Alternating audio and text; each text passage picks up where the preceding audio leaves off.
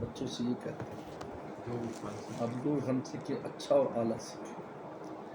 اس لیے میں اکثر مثال دیتا ہوں کہ موچی جو ہے نا پرانے زمانے میں جو کنے والی جوتی بناتے تھے، جو ماہر ہوتے تھے سال سے پہلے ان سے وقت نہیں ملتا تھا. ہمارے والد صاحب وہ کنے والی جوتی پہنتے تھے سادہ، اور ہم بھی کبھی کبھی وہ شوقیہ تیلے والی پہن لیتے تھے. تو پہلے زمانے میں ایسی ملتی نہیں اور یہ بیکار ہوتی تھی، تو وہ یہاں پر ہوتے تھے ایک دو ہوتی، تو سال سے پہلے ٹائم نہیں ہوتا تھا اس کے پاس جوتی بنانا، کیونکہ ماہر فن ہے.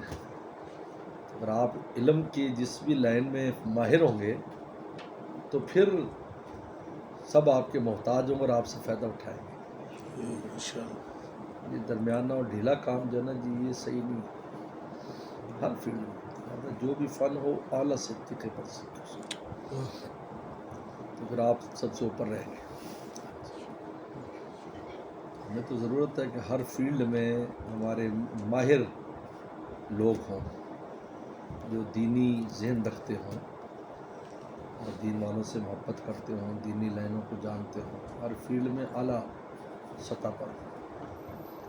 ہم تو دیکھتے ہیں آتے جاتے ہیں تو ہمیں الحمدللہ افسران ملتے ہیں، لیکن وہ پتہ چلا کہ دینی ذہن ہے پورا اس کا اور اس کی اچھی گرپ ہے اپنے محکمے پر، تو اس سے بہت فائدہ ہوتا ہے.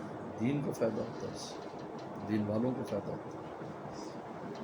تو چلیے جو فن سیکھے اعلیٰ سیکھے، ادنا نہ سیکھے.